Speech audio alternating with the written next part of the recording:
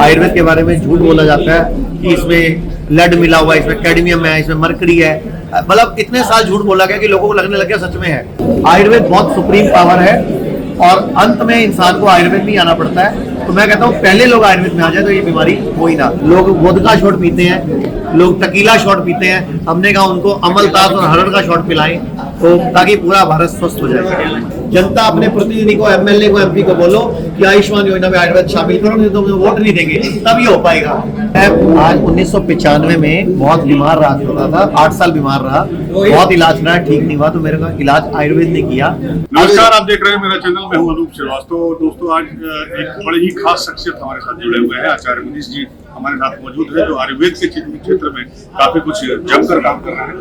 Sir, आपका बहुत बहुत स्वागत है।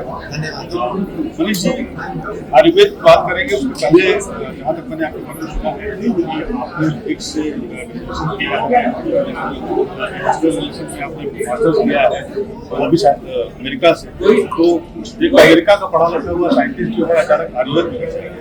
मैं आज 1995 में बहुत बीमार रहा होता था, 8 साल बीमार रहा, बहुत इलाज रहा, ठीक नहीं हुआ, तो मेरे का इलाज आयुर्वेद ने किया। तो मैं अपनी सोसाइटी को, अपने समाज को, अपने सनातन को, अपने देश को, अपने धर्म को सब कुछ वापस दे रहा हूँ जिसने मुझे बचाया। और प्लस इस देश में बहुत बड़ा दुर्भाग्य है कि हमें आयुर्वेद के बारे में बताया ही नहीं जाता। आयुर्वेद के बारे में झूठ बोला जाता है कि इसमें लेड मिला हुआ है, इसमें कैडमियम है, इसमें मरकरी है। मतलब इतने साल झूठ बोला गया कि लोगों को लगने लग गया सच में है। जबकि मैं आपको चैलेंज करता हूँ, हमारी सारी दवाइयाँ ले जाओ, क्लिनिकल ट्रायल करा लो, रिसर्च करा लो, एक में भी कोई मरकरी या लेड ढूंढ दो, मतलब ही नहीं सर, हमारा कोई लेना देना ही नहीं इस चीज से। तो कहने का मतलब ये है कि आयुर्वेद बहुत सुप्रीम पावर है और अंत में इंसान को आयुर्वेद में आना पड़ता है। तो मैं कहता हूँ पहले लोग आयुर्वेद में आ जाए तो ये बीमारी हो ही ना। और आज हमने ये आपके सामने उत्तर प्रदेश में हमने पेट, लीवर, स्प्लीन शुद्धि किट लॉन्च किया है। आज पत्रकारों के सामने लखनऊ में, पूरे भारत में पहली बार हमने यूपी की धरती से, क्योंकि श्री राम की धरती, भगवान श्री कृष्ण की धरती से हमने इसको लॉन्च किया है। ये किट बनाई है, ये स्वस्थ व्यक्ति की किट है। इंसान बीमार नहीं है तो ये किट है, बीमार नहीं पड़ना चाहता ये किट है, अगर बीमार है तो भी यही किट है। तो छोटी मोटी सभी बीमारियां इसी से भाग जाएंगी। इसमें क्या है, 6 दिन पाउडर है, ये पाउडर 6 दिन इस्तेमाल करना है। आधा चम्मच रात को सोते टाइम गर्म पानी से, सोने से पहले आधा चम्मच गर्म पानी से 6 दिन, और 7वें दिन आपने ये पूरा शॉट पी जाना है। इसमें अमलतास, हरड़, आंवला और अजवाइन है। लोग वोदका शॉट पीते हैं, लोग टकीला शॉट पीते हैं। हमने कहा उनको अमलतास और हरड़ का शॉट पिलाएं तो ताकि पूरा भारत स्वस्थ हो जाए। ये किट का निर्माण, ये किट लॉन्च कर दी हमने यूपी में, डिस्ट्रीब्यूटर भी बन गए हमारे, और डिस्ट्रीब्यूटरों को, डीलरों को हमने आमंत्रित किया है। हाँ, ये 30 रुपए रोजाना का खर्चा है। एक मजदूर की आज दिहाड़ी भी 500 रुपए है और एक रिक्शा वाला भी रोज का 800-1000 रुपए कमा लेता है। एक काम वाली माई भी लगभग महीने का 20-25 हजार कमा लेती है। तो 30 रुपए रोजाना में सारी ऑर्गेनिक जड़ी बूटियां, बीमारी की जड़ पर काम करने का इलाज हमने प्रदान किया कि गरीब आदमी हो, अमीर आदमी हो, हर एक इस्तेमाल कर पाए, बच्चा भी कर पाए, बड़ा भी कर पाए, बूढ़ा भी कर पाए। और ये हर मेडिकल स्टोर पे उपलब्ध है। आपने आयुर्वेद की बात की, प्रधानमंत्री नरेंद्र मोदी साहब, चाहे मुख्यमंत्री योगी आदित्यनाथ साहब, आदमी जो है इसमें आयुर्वेद को बढ़ावा देने में, मतलब भारत की जो प्राचीन पद्धति है इलाज की, उसको बढ़ावा देने में लगा हुआ है। गोरखपुर यूनिवर्सिटी खुल गई है, प्रधानमंत्री मंत्रालय बनाया हुआ है। तो आयुर्वेद को लेकर अभी आप चर्चा कर रहे हैं स्टेज से, क्या सर ये जो प्रयास आप कर रहे हो ना, ये प्रयास ऊंट के मुंह में जीरा है। जब तक आयुष्मान योजना, जब गरीब आदमी के इलाज का उसके पास ऑप्शन ही नहीं आयुर्वेद का, तो आयुर्वेद कैसे बढ़ेगा? आयुर्वेद उल्टा घटेगा। तो आयुष्मान योजना में आयुर्वेद आना चाहिए, तो इस देश में बदलाव होगा और गरीब आदमी को भी आयुर्वेद की वैल्यू पता चलेगी। कैसे हो पाएगा? ये आप लोगों के माध्यम से हो पाएगा, मीडिया के माध्यम से हो पाएगा, कोर्ट के माध्यम से हो पाएगा, जनता आवाज उठाएगी तो हो पाएगा। जनता अपने प्रतिनिधि को, एमएलए को, एमपी को बोलो कि आयुष्मान योजना में आयुर्वेद शामिल करो, नहीं तो वोट नहीं देंगे, तभी हो पाएगा। आप लोग शोर मचाओगे तभी हो पाएगा। आयुर्वेद को लेकर एलोपैथी में और आयुर्वेद में अक्सर देखा गया है नेफ्रो क्या है, तो नेफ्रो के डॉक्टर अक्सर मना करते हैं कि आप मरीज बड़ा है या तो उसको मना करते हैं कि आयुर्वेद की दवा आपको नहीं खानी। इसके बारे में आप क्या कहें? तो उस नेफ्रो के मरीज से सवाल पूछो कि आज तक तुमने एक पेशेंट ठीक किया, उसका नाम और नंबर दे दे। मैं आपको हजारों नंबर दे देता हूँ जो ठीक हुए हैं, उसको पूछो, एक नंबर दे दे, मैं पर नंबर का 1 लाख रुपए देने को तैयार हूं। जिसको ठीक किया हो तुमने, जिंदगी भर गुलाम बना दिया डायलिसिस का, ट्रांसप्लांट का। मैं इस चीज के विरोध में नहीं हूँ, मेरे पास एलोपैथी डॉक्टर भी हमारे साथ काम करते हैं, लेकिन आपने जो सवाल पूछा उसका जवाब दे रहा हूँ कि उनके पास इलाज नहीं है, दूसरे के पास जाओ मत।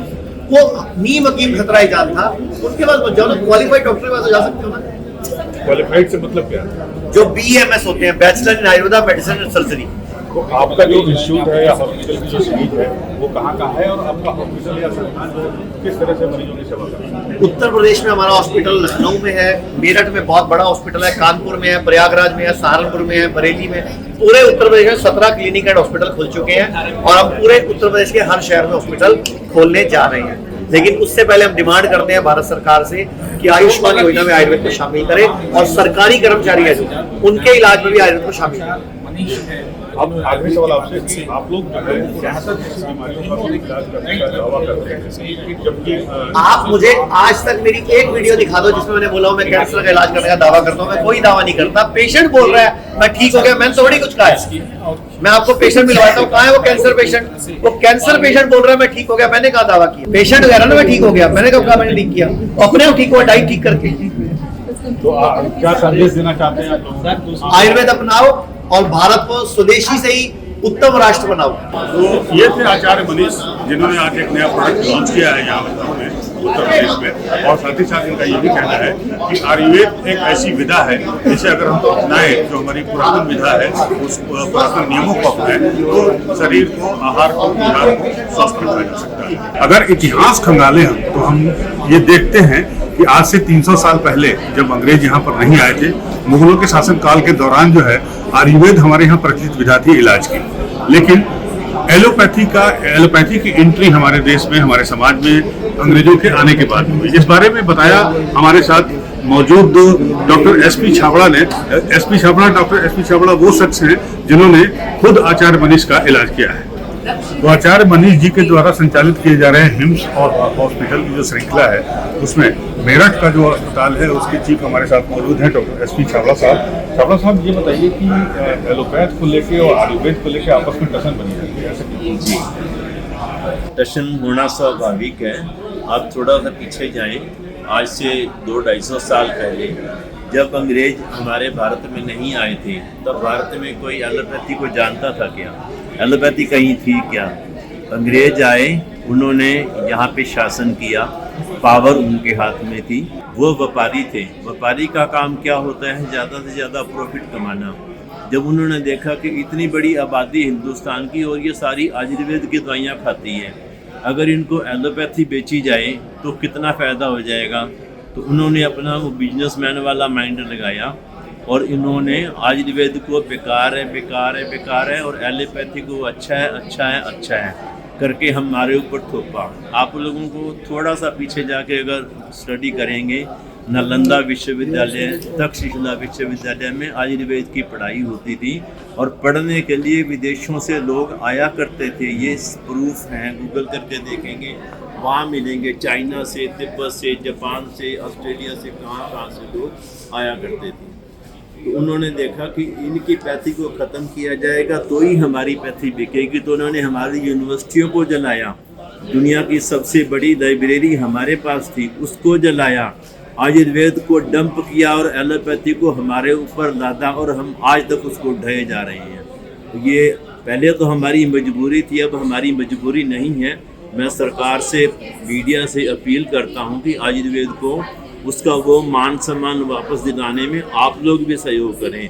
आचार्य मनीष जी पूरे जोर शोर से लगे हुए हैं, आप लोग भी सहयोग करेंगे तो आयुर्वेद को उसकी खोई हुई रिस्पेक्ट वापस मिलने में कोई डाउट नहीं है। बहुत बहुत